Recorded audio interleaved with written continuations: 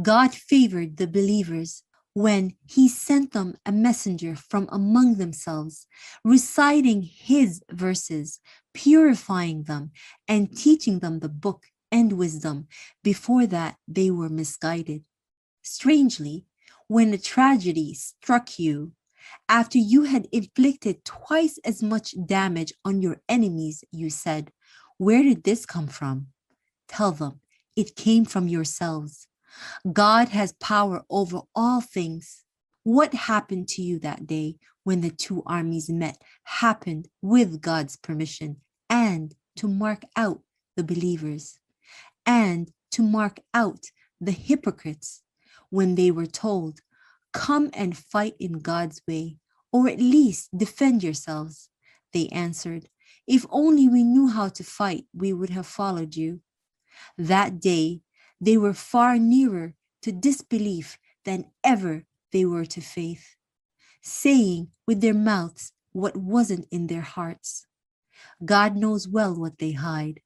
Those who told their brothers to remain behind with them and then said, "If only they had listened to us, they would not have been killed."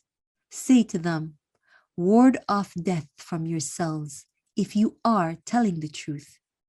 Ward off death from yourselves if you are telling the truth.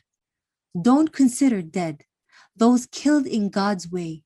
They're alive, eating and drinking in their Lord's presence, delighting in that portion of grace which God has given them, and rejoicing at those who have yet to join them as martyrs in succession, saying that they should have no fear, nor should they grieve. They rejoice in God's gifts and favors. God will not lower the value of the believer's reward. Those believers who rallied to the call of God and the messenger after getting injured will get a great reward for striving to do good and being mindful of God.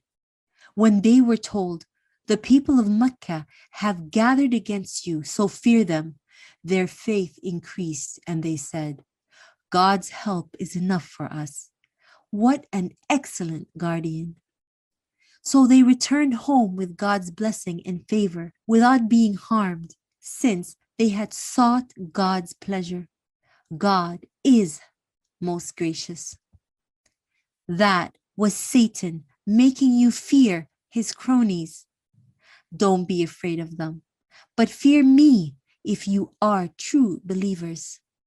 Muhammad, do not be distressed by those who rush headlong into disbelief. They will never harm God in the slightest. God wishes to give them no share in the hereafter, but their punishment will be severe. They have traded their faith for disbelief. They can never harm God in the slightest. For them is a painful punishment.